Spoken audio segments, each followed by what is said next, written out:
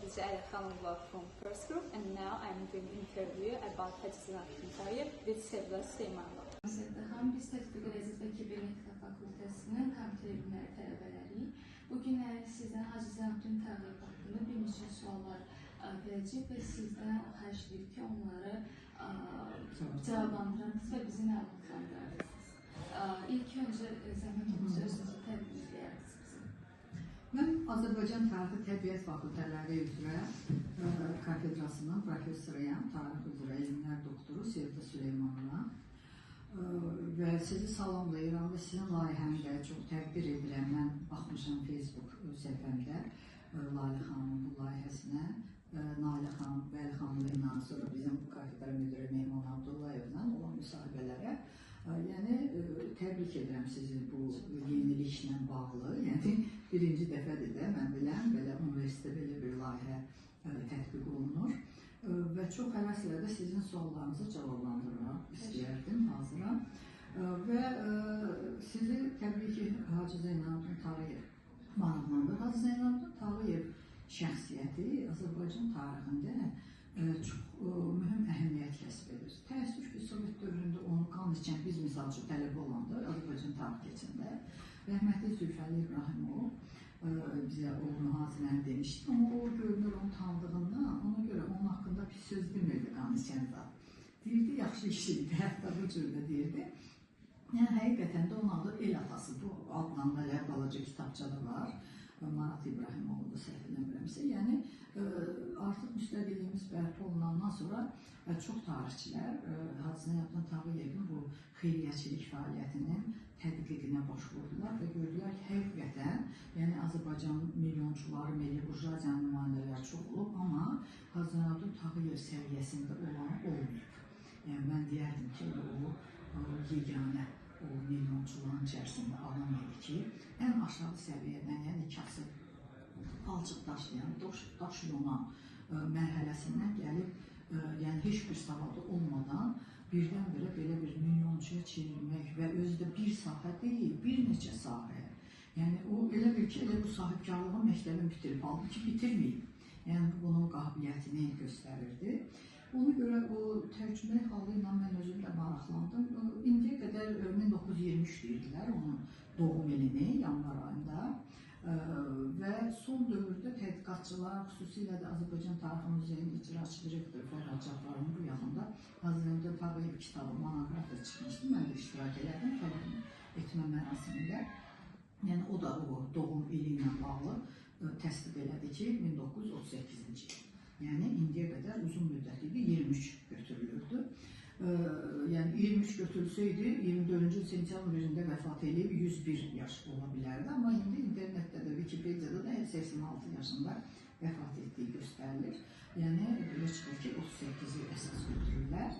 Bakıda Mərdəkan qəsəbəsində doğulub, yəni Bakılı idi, amma atası həmşəri idi Cənubdan, Miyanədən gəlmişdi, Məşədi Məhəmməd Tağı.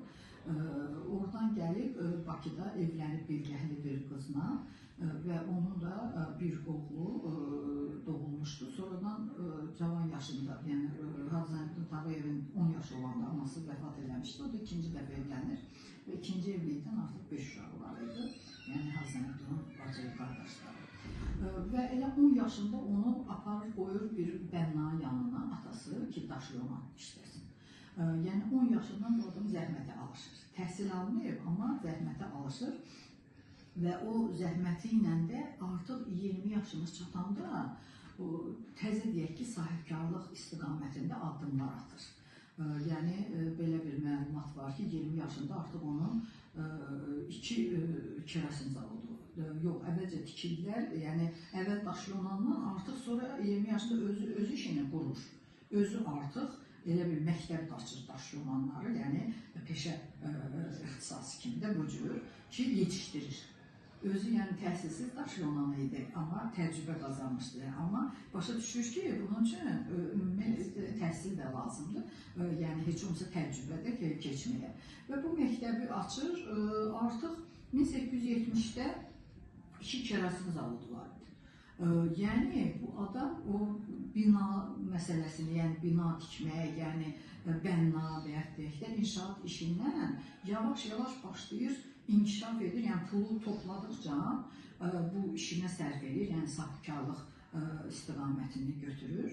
Həm öz biznesi olur, həm ticarətlə də məşğul olur, yəni mazut satışı ilə falan. Və 1872-ci ildə Çarın fərmanı var idi, 17 fevral tarixli, neft verən torpaqların iltizama verilməsi. İltizam üsulu ümumiyyətlə Ruslar Azərbaycan işğal edəndən burada tətbiq edirdilər. Hətta tut ağacları olan, yəni bütün sahələri 3-6 il müddətinə verir, o cümlədən neft verən. Amma o ağac olanla neft verən sahə 3-6 eyni deyil. Ağac elədir ki, zaten orada var, bəhrəsində hər il verir. Amma neft elə deyil, axı bunu geolog deyib ki, burada neft var. Amma onu araşdırma, axtarmaq lazımdır. Hələ məlum deyil, çıxacaq, çıxmayacaq. Və o da o 72-ci il o fərmandan sonra ki, hərracı qoyulur torpaqlar neft verən. Və bu da o yığdığı pulla 2 nəfər də şəriki vardı. İndi kitabda yazdım, amma əvvəl dedilər erməniymiş şərikinin biri. Balaca bir heybətdə torpaq sahəsi alır neft verən. 5 il qazırlar, işinə çıxmır. 5 ildən sonra o şərikləri imtina edir, öz yerlərini buna satırlar, çıxıb gedirlər, qoyduqları pulu götürürlər və bu qazıntını davam etdirir. Yəni bu zəhmətkeşliklə bağlı inadı da var, ümidi də var, inamı ki, həm inad, həm inam ki, buradan nəsə çıxmalıdır və nəhayətdə çıxır da, neft fontan vurur. Və demək olar ki, bir gecənin içində elə milyonçuya çevrilir. O dövrdə ümumiyyətlə neft milyonçuları elə adətən bir gecədə, yəni fontan vuranda neft, yəni hər yerdən çıxmırdı ki, neft verən sahədən. Burada amma bunun o zəhməti, dözümü, deyək ki, hesabına 5 ildən sonra nəhayət fontan vurdu və artıq bu neft sənayesi sahəsində də görürsünüz ki, sahibkara çevrildi. Azərbaycanlı neft milyonçuları, milli burjuaziyanın nümayəndələri. Və dediyimiz kimi, o bayaqları yoldaşımız da elə söhbədə başlayan o balıq məsələsində, yəni bu eyni zamanda qazancını başqa sahələrə də qoyurdu. O dövrdə bilirsiniz də Azərbaycan, Kürçay, Arazçay, Xəzər dənizi balıqçılıq qədim dövrdə Antik Albaniyadan inkişaf etmişdi. Və bu da vəsaiti o balıq sənayesinə yönləndirir. Sonra gəmiləri var idi Xəzər dənizində İranla ticarət zat. Əslində sonradan o hərracı qoyulandan sonra xarici kapital axını Azərbaycan neft sənayesinə əsasən xaricilərin əlinə böyük hissəsi keçsə də, yəni Azərbaycan milli burjuaziyası sıxışdırıldı bu neft sənayesindən, amma yenə də qalmışdı. Amma bu gəmiçilikdə sıxışdıra bilmədilər. Ən çox çünki İrandan bizim milli burjuaziyanın nümayəndələri, o cümlədən Hazirəmdən Tağıyev verildi. Amma bir müddət bu balıq sənayesi biraz çökməyə başladı, yəni az alınırdı və ona görə o sahəni dirçətmək üçün belə bir addım atır, özünün ən bahalı, qiymətli üzüyünü atır dənizə və balıqçılara da xəbər edirlər ki, bəs onun üzüyünü tapmaq lazımdır və ona görə bütün balıqçılar fəaliyyətə başlayır ki, o üzüyü tapsınlar balıq tutmağa və bu da balıq sənayesini canlandırır. Yəni, həqiqətən də bu, doğrudan da bu da ağıllı bir addım idi ki, şirinlikdirmək üçün əhalini belə bir addımı atdı və balıqçılıq sənayesində artdı. Amma özü o sahənə çox davam elətdirmədi balıqçılıq. Çünki o da müxtəlif sahələrə yönləndirirdi də öz sahibkarlığını və o dövrdə də neft sənayesi ən çox gəlir gətirən idi və neft sənayesini sonra Balaxanda da torpaqlar, əvvəl bir heybət almışdı, sonra artıq Balaxanda da torpaqlar alır, neft verən sahələri, yəni genişləndirir. Artıq Bakıda o zaman 5 neft rayonu var idi. Balaxanı, Bibiheybət, Suraxanı, Ağşəhər, Qaraşəhər 5 dənə. Bu da Balaxanı, Bibiheybət bu ərazilərdə almışdı. Neft sənayesi sahəsində bayaq dedikdə 2 kerosin zavodunda ağ neft daha çox qiymətli idi. Çünki o emal olunub ayrılırdı. Bir var qara mazut, qara neft. Bir də var ondan emal edib. Sonra bir də onun ən böyük xidməti Bakı-Batum neft kəmərinin tikilməsi. Hətta şirkəti də. Öz şirkətini hələ 72-ci ildə yaratmışdı Zeynalabdin Tağıyev şirkəti. Sonra da artıq bu Bakı-Batum çünki neftin daşınması məsələsi var idi. Onun üçün o neft kəmərinin tikilməsi sonradan da hələ inkişaf edir. O xeyli uzun müddət çəkir. İlk dəfə 26 kilometr. Sonradan onu uzatdılar. 180-dən səhv eləmirsə çox uzandı. Yəni bir neçə ilin, yəni bir ildə yox da 10 ildən çox. uzun müddət çəkmişdi. Yəni onun da başını şirkəti məhz Hacı Zeynalabdin Tağıyev qoymuşdu əsasını. Onun böyük xidmətlərindən də biri bu sənayedə, yəni milli burjuaziya kimi əsas elə bunu da deyirlər tarixçilər, yəni onun tədqiqatçıları ki, axı bildiyimiz kimi Rusiya işğal edəndən sonra bütün işğal etdiyi ərazilərin həm Qafqazın, həm Mərkəzi Asiyanın özünün xammalı əlavəsinə çevirdi. Çünki zəngin idi də bizim ərazi, Mərkəzi Asiya, elə onun özünün ipəyi yoxdur, pambığı yoxdur. Hardan gəlirdi bizdən? Azərbaycandan ipək, pambıq, Mərkəzi Asiya pambıq daha çox idi. Amma bu nə edirdi? O xammal əlavəsi deyəndə nəyi nəzərdə? O zavodu, fabriki burada tikmirdi, Rusiyada tikirdi.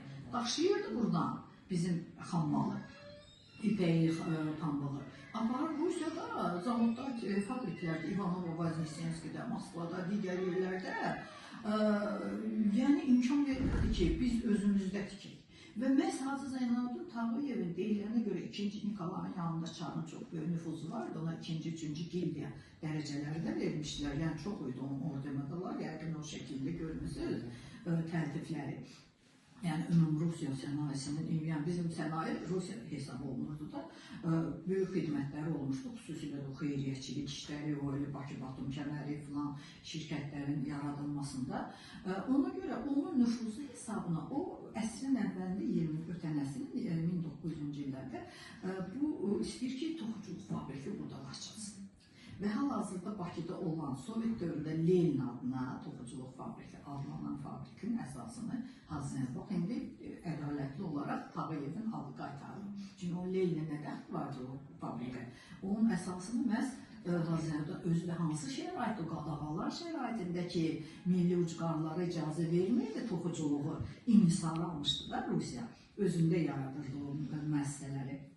Məhz Hacı Zeynalabdin Tağıyev və deyilənə görə belə bir bəhanə gətirib ki, Azərbaycanlılar axı kəfəndən bastırırlar biz. Yəni ona ehtiyacı ödəmək üçün hökmən bizim özümüzün toxuculuq fabriki olmalıdır. Və həmin toxuculuq fabrikinin işçilərinin əksəriyyəti Azərbaycanlılar idi. Çünki o xarici kapital gələndə hərə özünkini gətirirdi fəhlələr. Azərbaycanlı ən çox qara fəhlə, 70% qara fəhlənin bizimki idi, müsəlman. Cənubdan gələn bir də öz yerli. Yəni hamısı gələn kapitalistlər, yəni sahibkarlar özlərini çalışırdılar ki, texniki təhsili olanları götürsünlər. Bizimkilərin də təhsili olmayan ancaq qara fəhlə kimi işlədirdilər. Ona görə Hacı Zeynalabdin Tağıyev açdığı o məsələlərdə çalışırdı ki, öz əhalimiz, Azərbaycanlılar, yəni çörək pulu qazansınlar, onları yerləşdirirdi, yəni bu cəhətdən. Və bu, yəni hətta deyirlər ki, özünün o neft sənayesindəki mədənlərini 2000 rubla, yəqin ki, Sovet dövründə satmışdı ingilislərə, ingilis kapitalına ki, o pulu yönləndirsin digər, yəni olmayan sənaye idi. Neft sənayesi zaten var idi da inkişaf edilmiş, amma toxuculuq yox idi. Və onunla da o Rus çarizminin bizim müstəmləkəçiliyi, o əlavəyə, xammal əlavəsinə çevirmək stereotipi qırdı.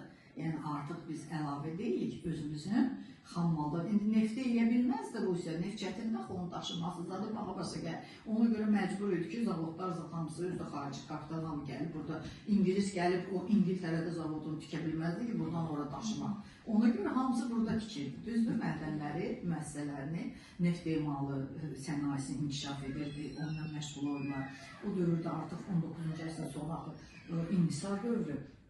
İnhisar birlik, sindikatlar, kartellər, trestlər yaradılırdı. Yəni neftin həm çıxarılması, həm emalı, həm satışı. Bax, bu ayrı-ayrı şirkətlərdir. Onlar birləşəndə böyük inhisar birliyi yaranmış olurdu. Və belə bir dövrdə Hacı Zeynalabdin Tağıyev təkcə, təbii ki, bu xeyriyyətçilik işinə də mühalifə də çox vəsait sərf edirdi. Hələ 88-ci ildə açılmış Orta Texniki Məktəbinin də artıq maliyyələşdirməyə başlayır, himayəsinə götürüb bir sıra məktəbləri, görürsünüz, orta texnik ixtisas məktəbləri ki, sənaye içində kadrlar, texniki kadrlar yetişdirmək və eləcə də digər məktəblərində, xüsusilə də ən mühüm mən deyərdim ki, onun rolu xeyriyyətçilikdə Qızlar Məktəbinin açılması oldu. O deyilənə görə mən özüm arxiv sənədə o dövr işləmişəm, 19-cu sonu 20-ci əsrin əvvəlləri Azərbaycanda ictimai siyasi hərəkat, orada milli burjuaziyadan da yazmışdım təbii ki və arxiv sənədlərində də, o dövrün mətbuatında da bu haqda yazılmışdı ki, o hələ 1896-cı ildə canişinə müraciət eləmişdi, Qafqaz canişinə ki, Bakıda qızlar məktəbi açılması. Çünki ilk qızlar məktəbi haradasa 1854-cü Nina, yəni xristiyan deməli məktəbləri idi, xristiyan qızları. Tek-tük ərəsində Azərbaycanlı qız olardı, müsəlman, qalanları xristiyan qızları idi.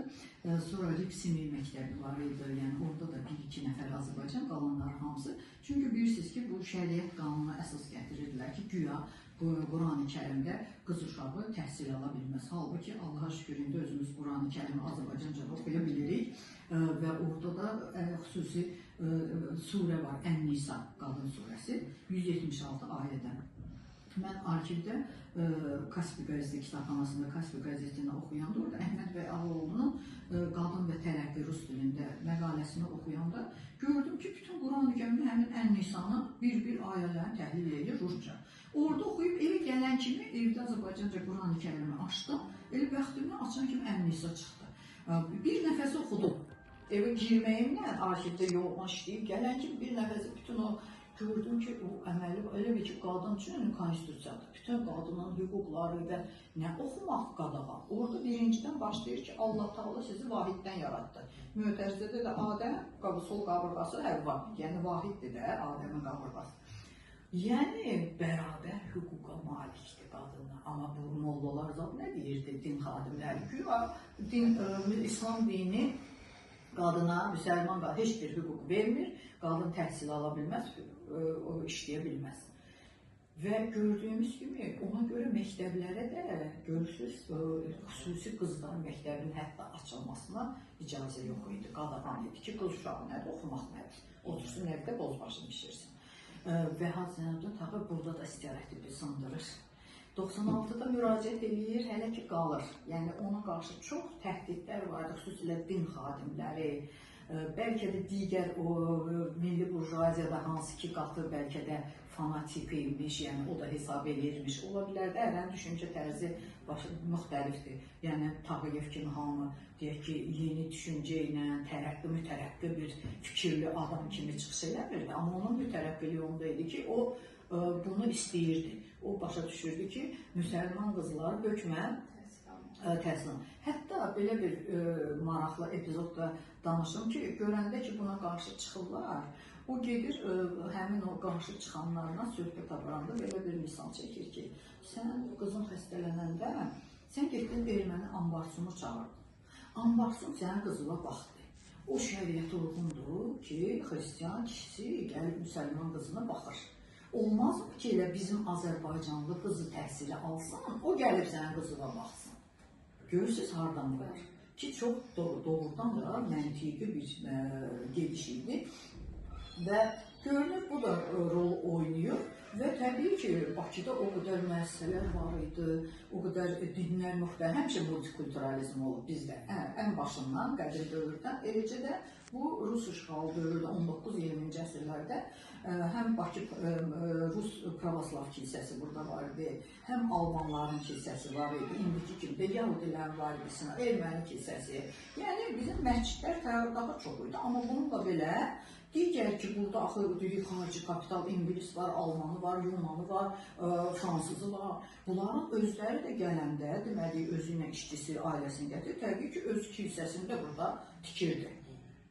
Və ona görə də, yəni, bax, belə bir şəraitdə onlar hamısı razı idi Tağıyevin. Çünki onların da fikrində, o düşüncə tərzində ki, qadın təhsil almalıdır.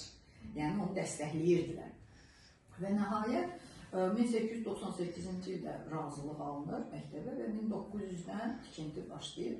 1901-ci il oktyabrın 7-sində çox təntənəli surətdə bütün Bakının şəhər dumasına sədri, deyək ki, Qafqaz canişinin nümayəndəsi, ermənilərin hətta orada Muşaq qəzetinin redaktoru vermiş özə, yəni onlar da hamı razı idi ki, o qızlar məktəbi olsun da. Zaten var ya, amma xristiyan qızlar, amma müsəlman qızı üçün yox idi. Ona görə belə bir məktəbin açılması mühüm idi və bu məktəbin açılışı ilə bağlı Kaspi qəzetində o qədər məqalə çıxışlar, Əli-Mərdan bəy Topçubaşovun çıxışları var, Əhməd bəy Ağaoğlu'nun var, Yunitskinin var. Yunitski kim idi? Bakı Rus Pravoslav kilsəsinin başçısı Yunitski. Onun çox qəşəng bir çıxışı var. O deyir ki, hacı, siz çox xeyriyyəçilik etmişsiniz. Və bu xeyriyyəçilikdən böyük bir çələng düzəltmişsiniz. Və o çələngin brilyant qaşı məhz bu qızlar məktəbidir. Ən qiymətlisi, yəni qızlar məktəbinin açılması oldu.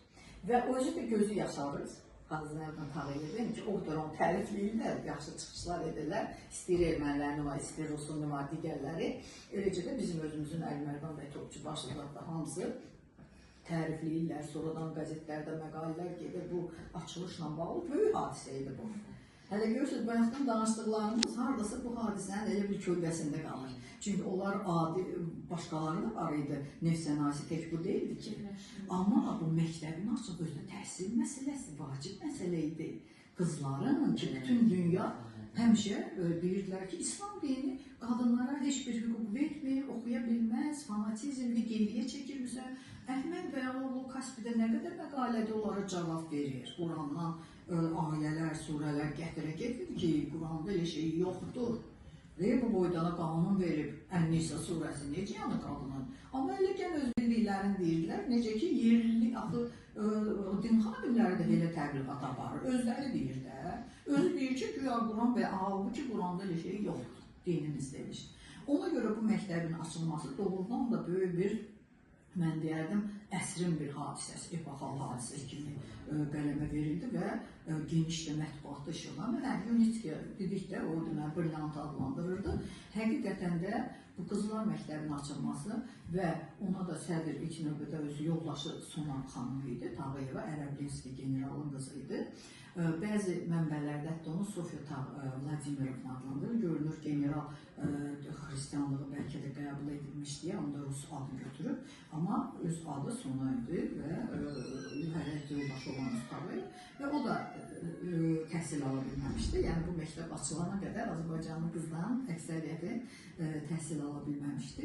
Və həmin məktəbdə o da həm təsisçi kimi, himayəçi kimi, çünki açan budur da, bütün xərcini çəkən Hacı Tağıyev idi. Və bayaq ki, dedik, onun gözü yaşardı. Son çıxış eləyəndə, amma çıxış eləyəndə, axırda o da minnətdarlıq eləyir, ona deyilən bu xoş sözlərə görə və deyir ki, mən söz verirəm ki, tezliklə bunun üzərində ikinci mərtəbəsində tikəcəm. Nəyi nəzərdə tuturdu ikinci mərtəbədə? Seminari. Yəni, bu məktəbi isə bunun üzərində seminari, yəni ibtidai məktəbi bitirəndən sonra sonraki təhsili qızların doğrudan da sonra 1912-ci ildə səbəblərimizə seminariyanı açdırır ki, müsəlman qızları orada təhsil alsın və o dövrün təhsil alan qızların əksəriyyəti o seminariyanı, həm Qızlar Məktəbini Aleksandrinsk adlandırdılar da çağın, deməli, həyat yoldaşının adına, Aleksandranın adına, Aleksandrinsk adlandırırdılar Qızlar Məktəbi. Yəni, bu məktəbin açılması onun o xeyriyyəçilik sahəsində çox, deyək ki, pik nöqtə idi. Və Azərbaycanda ki, dedik, çoxlu icmalar vardı müxtəlif xalqların, millətlərin. Belə ermənilərin 1864-dən mi, birdən mi artıq xeyriyyə cəmiyyəti var idi. Yəni, bir çoxların, Yəhudilən xeyriyyə cəmiyyəti, Almanların xeyriyyə cəmiyyəti, yəni çox idi. Amma Azərbaycanlıların yox idi.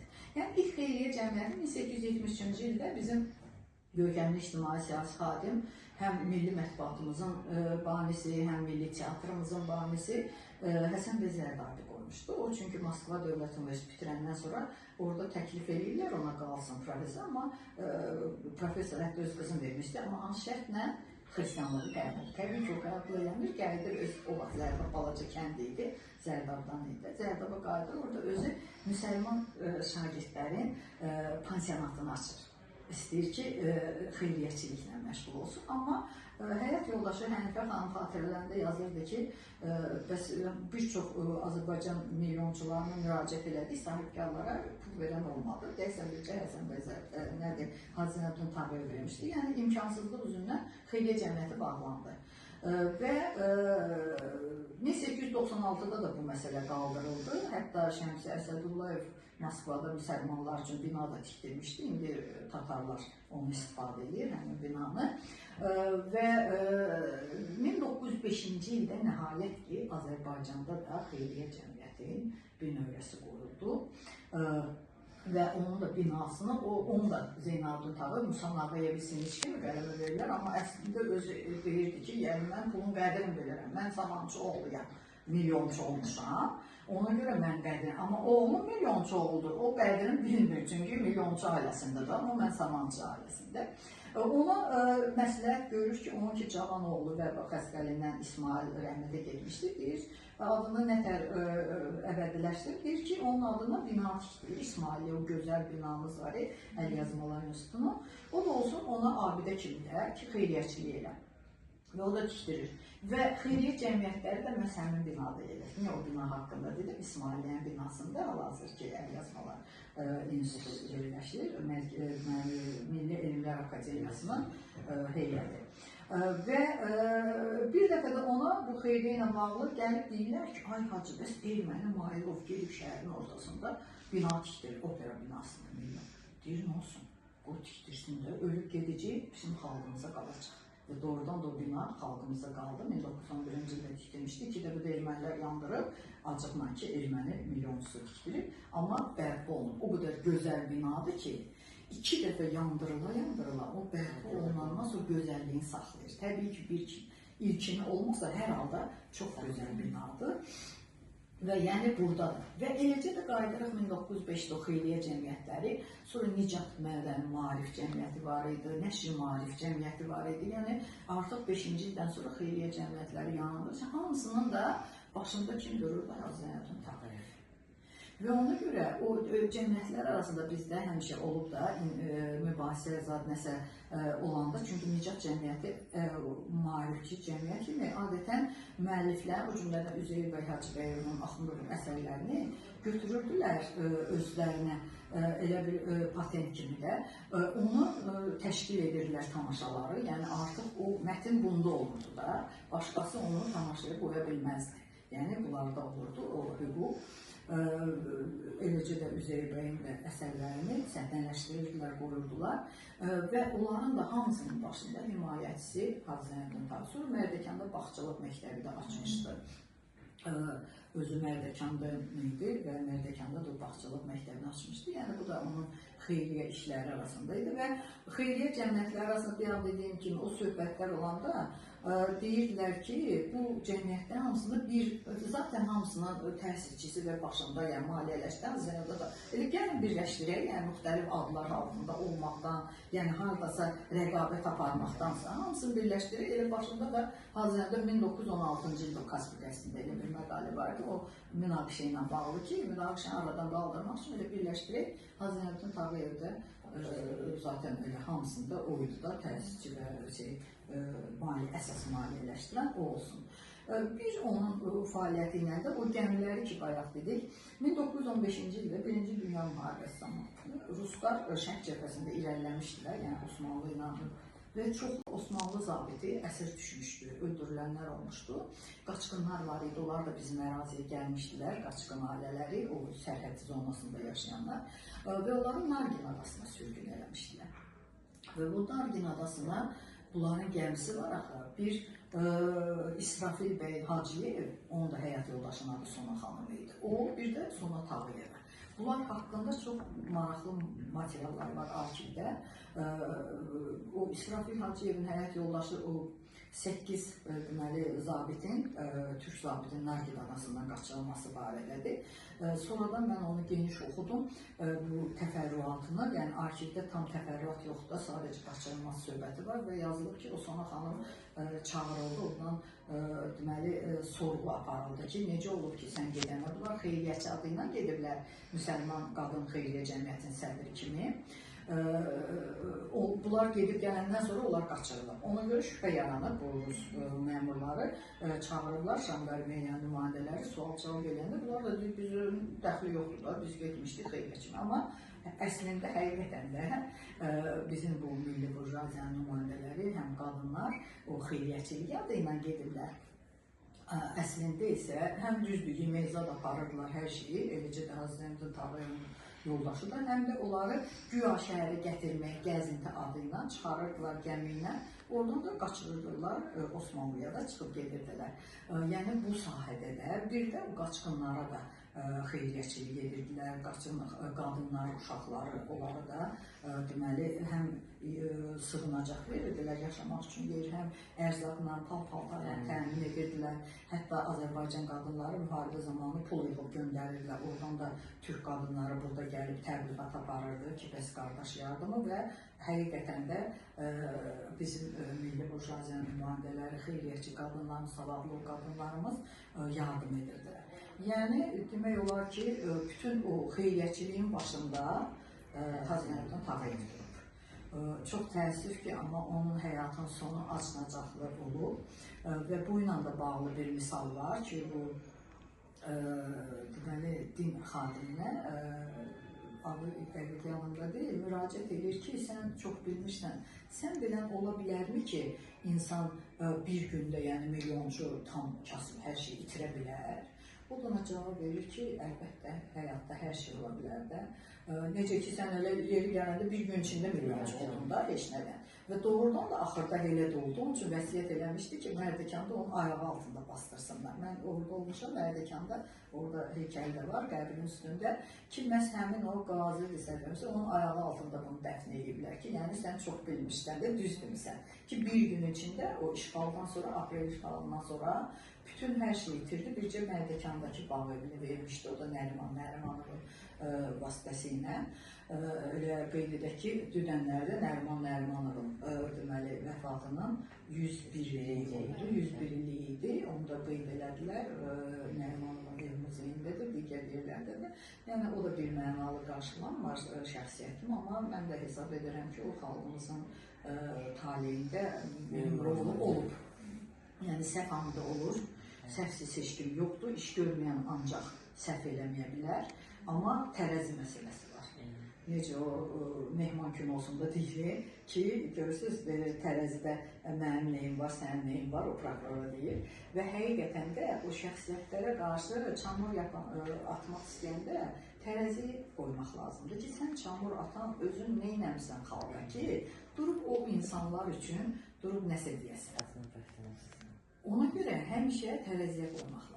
İstər bizim Cumhuriyyətimizin, ilk Cumhuriyyətin qurucusu, Azərbaycançılıq idealı bizim Məhəmməd Əmin Rəsulzadə haqqında istərsə də Nəriman. Yəni ayrıldı yol. Halbuki o bayaq dediyim xeyriyyə cəmiyyətində o da olub. Bir yerdə çalışırlar. Məhəmməd Əmin Rəsulzadə də, Nəriman Nərimanov da, o savadsız dediyimiz Hacı Zeynalabdin Tağıyev hamısının başında dururdu. Yəni təsis və maliyyə məsələsi, yəni onların da ittifaqı var idi, hətta neft sənayeçilər qurultayı var idi, şura, onun da üzvü idi də Hacı Zeynalabdin Tağıyevdə. Yəni burada onun savadı yox, onun etdikləri, gördükləri, təbii ki, savad lazımdır. Amma o qədər savadlı adam var ki, heç bir şey eləmir xalq üçün. Amma Hacı Zeynalabdin Tağıyev görür, nə qədər saydıqca qutarmır. Həddən artıq böyük xidmət olub xalqımızın qarşısında. İnşallah sözləşdirib, balıq və təqələri saldırıb. Bəli, gördünüz, yəni müxtəlif sayı, tikinti, balıq məsələsi, gəmiçilik, ticarət, neft sənayesi, toxuculuq sənayesi, maarif, ən böyükdə maarif. Yəni sonradan daha digər mi? Hətta, bax, Cumhuriyyəti demişkən, Cumhuriyyət dövründə də Hacı Zeynalabdin Tağıyev o Azərbaycan parlamentinin qərarı ilə 100 tələbənin ki, xarici ölkələrə oxumu, onların da bir qismini maliyyələşdirilməsini Hacı Zeynalabdin Tağıyev üzərində götürmüşdü.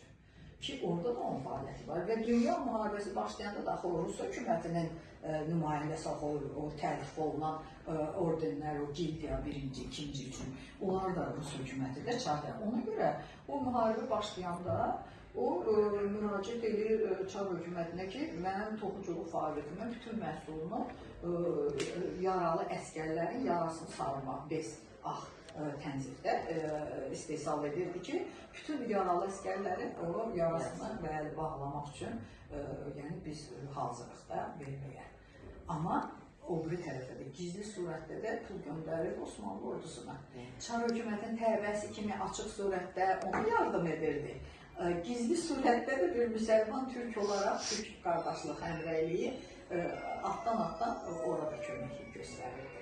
Yəni gördüyümüz kimi onun vətənpərvərliyi, milli kimliyi, savadı olsa da olmasa da o milli kimliyini dərk edilmiş ki, bu türk müsəlmandır və ona görə türk qardaşlığı da, müsəlmanları da, hətta Quran-ı Kərimi də Azərbaycan dilində nəşr etmişdi. Tarixdən bilirik Qaraqoyunlu, Ağdamlı.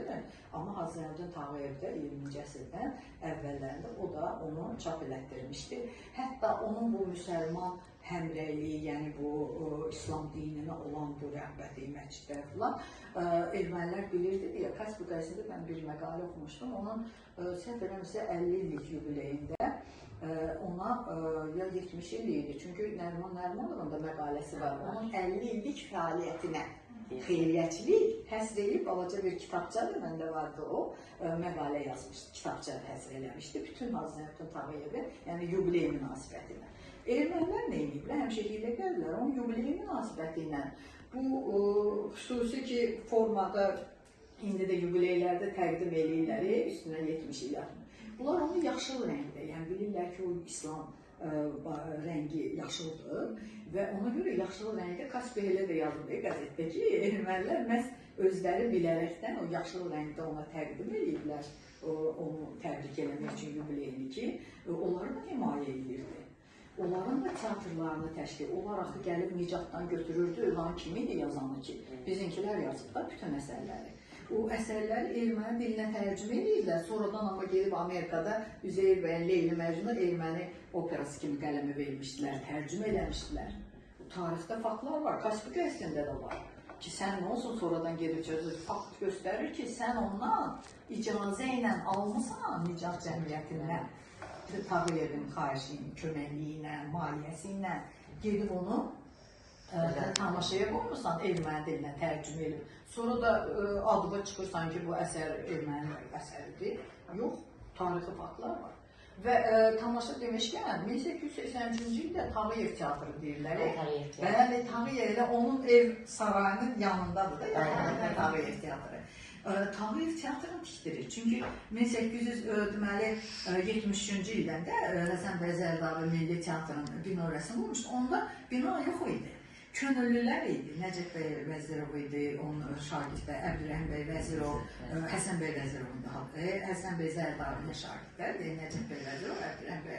Onlar da onun yanındaydılar və həvəskar truppalar yaratmışdılar, teatr truppaları. Amma 83-də bina tikiləndən sonra artıq görürsünüz, ermənilər də gəlir Tağıyevdən xahiş edir ki, icazə versin ki, onun o teatr binasında bunlar da erməni dilində həmin tamaşanı qoysunlar ki, erməni hafizə geçsin, ona baxsın. Görün nə qədər böyük xidmətləri var. Yəni, saydıqca yadıma düşdükcə bir-birliylə, yəni bitmək bilmir. Yəni, bu qədər geniş bir fəaliyyəti olan insan, təbii ki, o biri milli burjuaziya nümayəndə, onlara da olur, amma bu dərəcədə yox axı. Bu görün, bütün sahələri əhatə edir. Bəli, ən çoxu da elə maarifə. Maarifə, elmə, mədəniyyətə, inkişafına, bəli, hər yerdə, misal o xeyriyyə cəmiyyətləri deyirdik, onların axı var idi, demək, hesablama komissiyası, nə bilim, sonra müxtəlif, necə bizdə parlamentdə olma, müxtəlif sahələr üzrə, orada da var idi və həmişə orada da müəyyən pul yığırdılar hər hansı bir iclasların axırında cəmiyyətin iyanə kimi. Ən çox iyanə həmişə Tağıyev verir. O biri milyonçular gətirində 50 əsəsə nəsə verirdilərsə, ən böyük məbləğ həmişə Tağıyev verirdi. Ürəklə verirdi, çünki istəyirdi ki, xalqımız inkişaf eləsin, maariflənsin, həm sənayemiz, baxmayaraq ki, Azərbaycan hesab olunmurdu, sən hər halda vətənpərvər mövqeyindən də çıxış edirdi. O bayaq dediyi, o tikdirdiyi fabrik zavodu ən çox Azərbaycanlıları gətirirdi. Eləcə də o məktəbin açılması, istər qızlar məktəbin hamısı, müsəlman qızlar orada çalışırdılar, təhsil alırdılar ki, sonradan da Azərbaycan ziyalı qadınları əsas oradan gəlirdi. Çünki onun o qızı Sara xanımla bağlı mən bizim təzə müstəqillik bərpa eləyəndə radioda çox maraqlı bir veriliş eşitmişdim.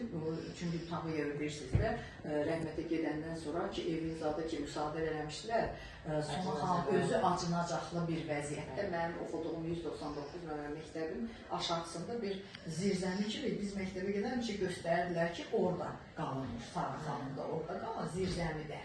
Yəni milyonçunun o qədər evləri olan adam, o burada sarayı olan adam, bəli, xeyriyyətçi bir insanın ailəsinin çəkdiyi zülümlər.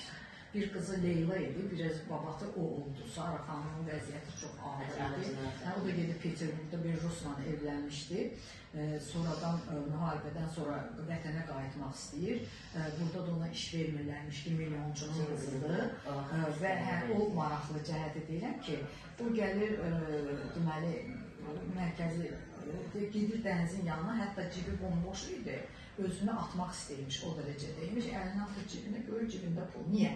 Ondan qabaq gəlir, deməli, bunu çağırırlar mərkəzi komitə, işdən çıxarırlar. Gedir, görür ki, siyahıda bunun adı çıxanlar sırasındadır, işsiz qalır. Əvvəl işləyirdi, sonra çıxar.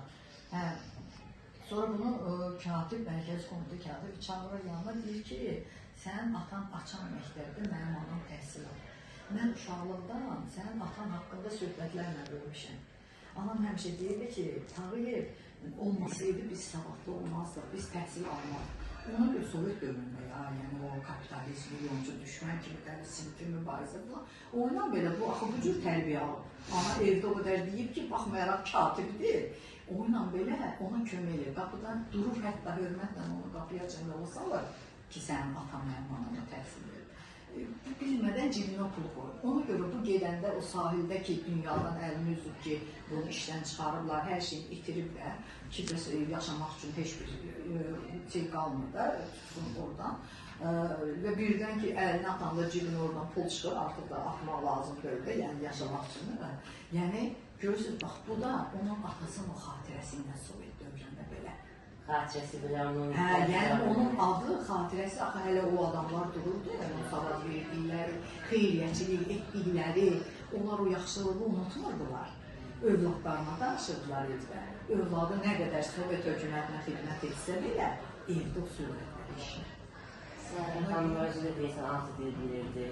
Bəli, çünki onların quvernatkaları orada, milyoncuların hamısının uşaqları, uşaqlıq vaxtından Alman, Fransız dillərini, Rus, sonra hətta ərəb, fars, yəni həm o tərəf, həm bu tərəf. Hamısını çox gözəl bilirdi, savadlıydılar.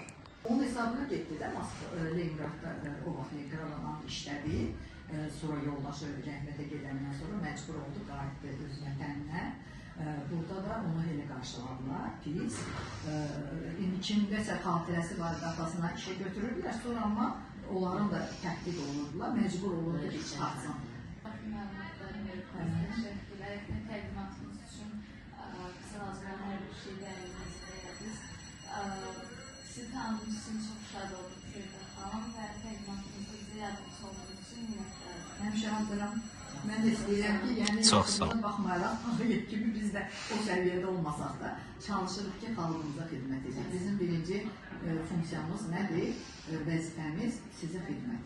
Gənclərimizə ki, siz də bizim tariximiz haqqında necə deyirik, övladları uşaqlıqdan eşidirdi, siz də bizdən eşidəsiniz. Sağ ol. Sizə uğurlar arzulayıram, təbrik edirəm bu layihəyə görə. Teşekkürler. Gələcəkdə də daha yaxşı layihələrlə çıxış edirəm.